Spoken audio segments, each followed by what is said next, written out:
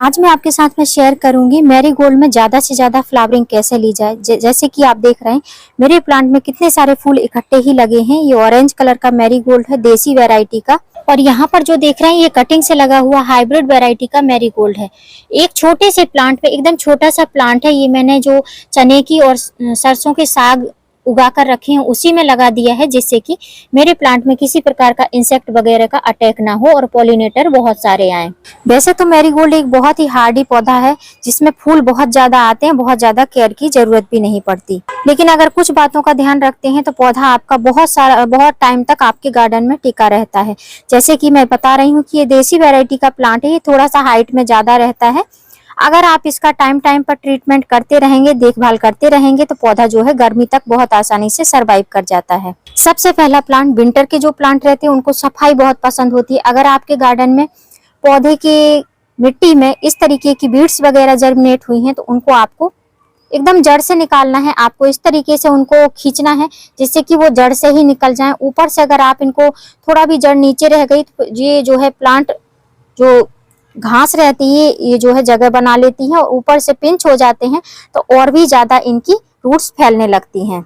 तो इस चीज का आपको ध्यान देना है। मैरीगोल्ड का पौधा लगाते हैं तो निचली सतह जो रहती है उसको एकदम क्लीन रखना है। दूसरी बात, जिस तरीके से ये देख रहे हैं पत्तियां पीली होकर जो है सूख गई हैं, इसी में चिपकी हुई हैं, इनको आपको हटा देना है तुरंत ही। अगर ये पत्तियां रहती हैं तो धीमे धीमे नीचे गिरती हैं और नीचे गिरने से हम जब पानी डालते रहते हैं तो ये पत्तियां, सूखी पत्तियां गीली होती रहती हैं और ये जो है फंगस का रूप ले लेते हैं। और जब प्लांट ऊपर की तरफ ग्रोथ करता है तो नीचे की पत्तियां सूखने लगती हैं, तो उनको आपको ऐसे कट करते जाना है जिससे कि नई नई ब्रांच आए, प्लांट हमारा और भी हेल्दी हो जाए।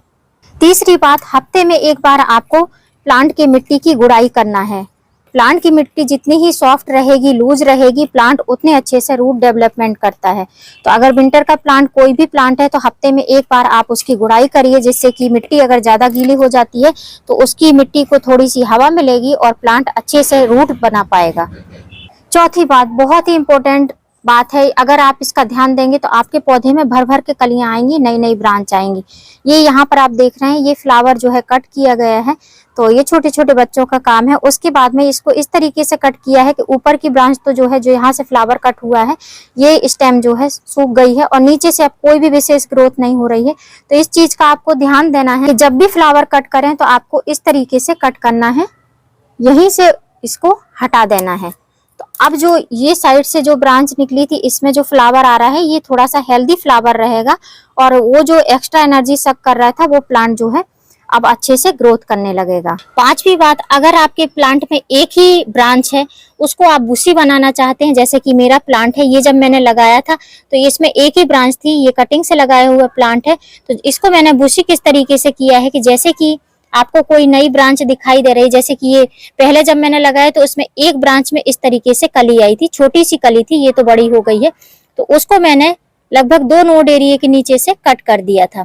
तो अगर प्लांट को बूसी बनाना चाहते हैं मैरीगोल्ड के प्लांट को, तो आपको जो है पिंचिंग करना बहुत जरूरी है। पिंचिंग आप करेंगे तो इस तरीके से 3-3, 4-4 ब्रांच आएंगी और प्लांट बहुत ही हेल्दी हो जाएगा। छठी और सबसे इम्पोर्टेंट बात, अगर आपके पत्तों में, मैरीगोल्ड के प्लांट के पत्तों में इस तरीके से व्हाइट तरीके के एजेस दिखाई दे रहे हैं, तो आप इस प्लांट में नीम ऑयल का यूज करें। नीम ऑयल जो होता है हमारे पौधों की पत्तियों में जो जिस भी प्रकार के कीटनाशक वगैरह लगे होते हैं उनको हटा देता है। और दूसरी बात, पत्तियों को चमकदार बनाता है। अगर आपके पौधे में किसी प्रकार के व्हाइट तरीके के डॉट हो गए हैं, जालीनुमा जो है जाल वगैरह बन गए हैं मैरीगोल्ड में, तो आप नीम ऑयल का यूज कर सकते हैं। नीम ऑयल का यूज करने के लिए आपको स्प्रे बॉटल लेना है। स्प्रे बॉटल में अगर 1 लीटर का स्प्रे बॉटल है आपके पास में, जैसे कि आप देख रहे हैं ये 1 लीटर का स्प्रे बॉटल है, इसको पहले मैं फिल कर लूंगी। इस तरीके से 1 लीटर के स्प्रे बॉटल में लगभग 1 ml के करीब हमको नीम ऑयल डालना है।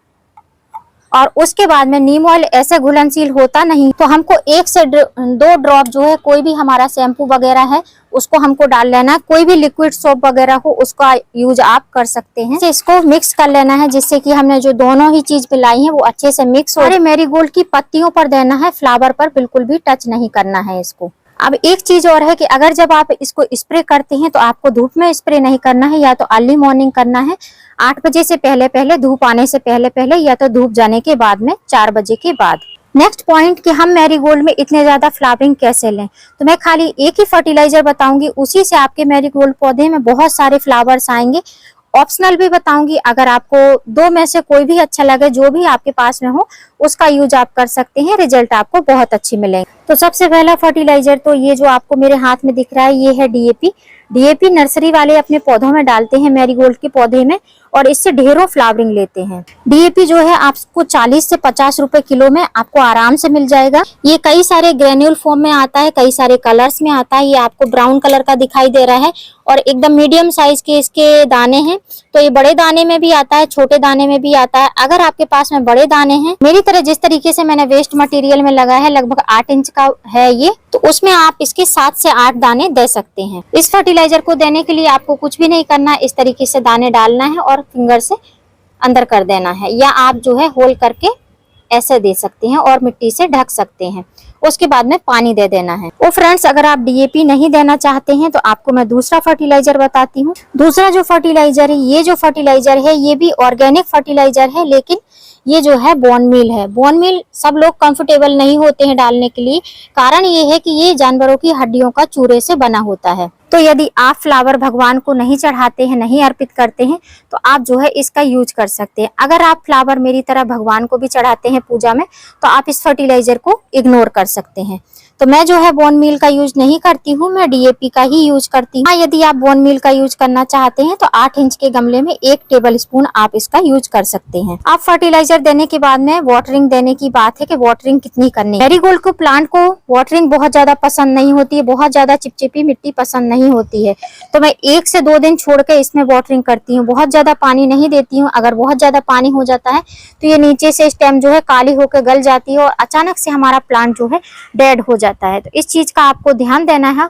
और सबसे बड़ी बात कि इस प्लांट को आपको फुल सनलाइट में रखना है। जहां पर फुल सनलाइट हो वहीं पर मैरीगोल्ड के प्लांट बहुत अच्छे से ग्रोथ भी करते हैं, उनमें फ्लावरिंग भी बहुत अच्छी होती है। और यदि आप चाहते हैं कि आप एक पौधे से बहुत सारे पौधे बनाएं, तो इस तरीके के जैसे ही मेच्योर पौधे हो जाएं, मेच्योर फ्लावर आ जाएं पौधे मेच्योर प्लांट में, तो आप उसका फ्लावर कट कर लें और ब्लैक कलर के जो सीड रहते हैं उनको आप ग्रो करें, बहुत आसानी से ग्रो हो जाएंगे। देसी वैरायटी के मैरीगोल्ड बहुत आसानी से ग्रो भी हो जाते हैं। मैंने भी कुछ प्लांट सीड से ग्रो किए हैं, जैसे मैंने सीड डाले थे उसी तरीके से ये ग्रो हो गए हैं। देख सकते हैं एक पॉट में 10 इंच के पॉट में लगभग 6 प्लांट लगे हुए हैं और अभी तो बेबी प्लांट है। ऐसे प्लांट जब रहते हैं इनकी आप पिंचिंग कर देंगे, अब थोड़ी सी और इनकी ग्रोथ होगी।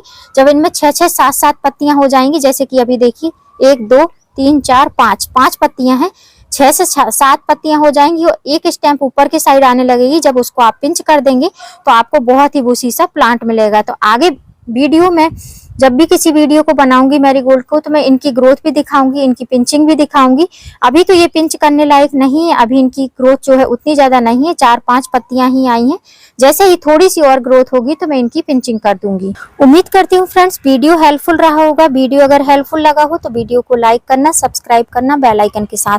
कोई भी क्वेरी हो तो कमेंट बॉक्स में जरूर लिखना, मैं जवाब देने की कोशिश करूंगी।